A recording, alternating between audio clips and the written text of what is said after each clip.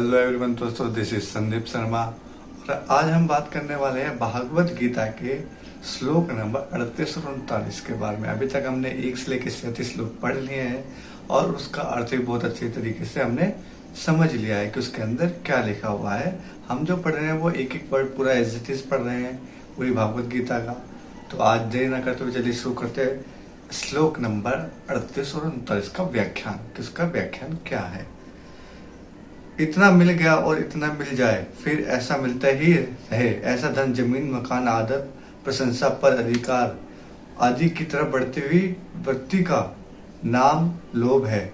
इस लोभ वृत्ति के कारण इन दुर्योधन की विवेक शक्ति लुप्त हो गई है, जिससे वे यह विचार नहीं कर पा रहे हैं कि जिस राज्य के लिए हम इतना बड़ा पाप करने जा रहे हैं, कुटुंबियों का नाश करने जा रहे हैं, वह राज्य हमारे साथ कितने दिन रहेगा और हम उसके साथ कितने दिन रहेंगे।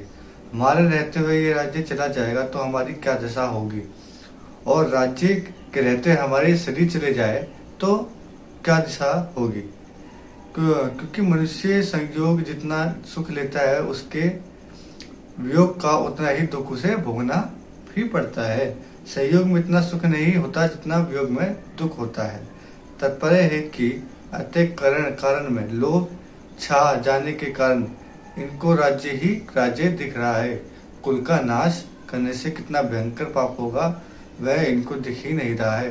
जहाँ लड़ाई होती है वहाँ समय समाप्ति शक्ति का नाश हो जाता है। तरह तरह की चिंताएं और आपत्तियां और आ जाती हैं। दो मित्र में भी आपस में खटपट मची जाती है, मनोमालिन्य हो जाता है, कई तरह का मतभेद हो जाता है। मतभेद होने से वैरभाव हो जाता है। जैसे द्रुपद और द्रोण दोनों उनके बचपन के मित्र थे, परंतु राज्य मिलने से द्रुपद ने एक दिन द्रोण का अपमान करके उस मित्र को ठुकरा दिया। इससे राजा द्रुपद और द्रोणाचार्य के बीच वैरभाव हो गया। अपने अपमान का बदला लेने के लिए द्रोणाचार्य ने मेरे द्वारा राजा द्रुपद को परास्त कराकर उसका आधा राज्य ले लिया। इस पर द्रुपद ने द्रोणाचार्य का नाश करने के लिए एक यज्ञ कराया, जिससे धृष्टद्युम्न और द्रौपदी दोनों ही पैदा हुए। इस तरह के मित्रों के साथ वैरभाव होने से कितना भयंकर पाप होगा, इस तरफ ये देखा ही नहीं रहे हैं।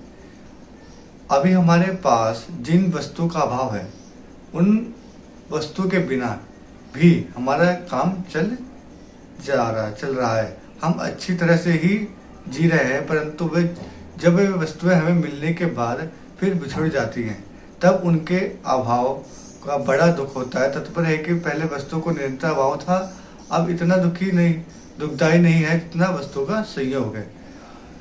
संयोग होकर फिर उनसे वियोग होना दुखदायी है। ऐसा होने पर भी मनुष्य अपने पास जिन वस्तु का अभाव मानता है उन वस्तु का लोभ के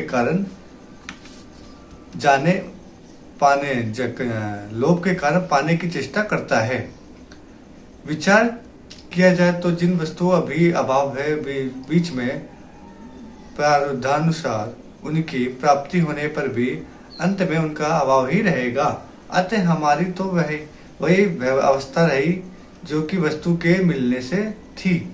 बीच में लोभ के कारण उन वस्तु को पाने के लिए केवल परिश्रम पल्ले पड़ दुख भोगना पड़ा। बीच में वस्तुओं के संयोग से थोड़ा सा सुख हुआ तो वह तो केवल लोभ के कारण ही हुआ था।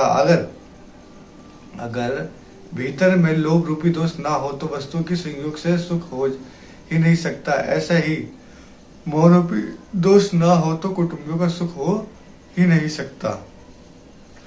लालची रूप दोष ना हो तो संग्रह का सुख हो ही नहीं सकता। तात्पर्य है कि संसार का सुख किसी न किसी दोष से ही होता है, क्योंकि दोष ना होने पर संसार से सुख हो ही नहीं सकता। परंतु लोभ के कारण मनुष्य ऐसा विचार कर ही नहीं सकता। यह लोभ उसके विवेक विचारों को लुप्त कर देता है। अब अर्जुन अपनी बात कहते हुए कि यद्यपि दुर्योधन अपने कुल 6 से होने वाले दोष को मित्र दोष से होने वाले पाप को नहीं देखता, तो भी हम लोगों का कुल 6 से होने वाली अनर्थ परंपरा को देखना ही चाहिए, जिसका वर्णन अर्जुन 40वें श्लोक में श्लोक तक करेंगे, क्योंकि हम कुल से होने वाले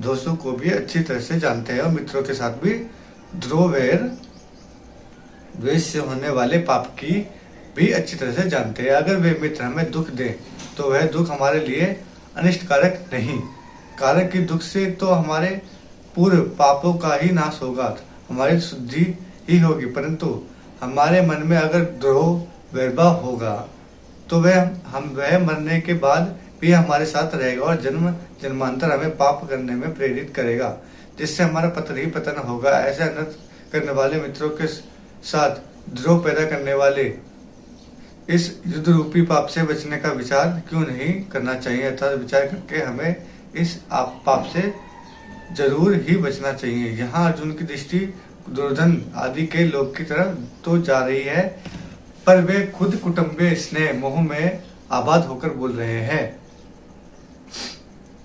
इस तरफ उनकी दृष्टि नहीं जा रही कि इस कारण वे अपने कर्तव्यों को नहीं समझ रहे हैं।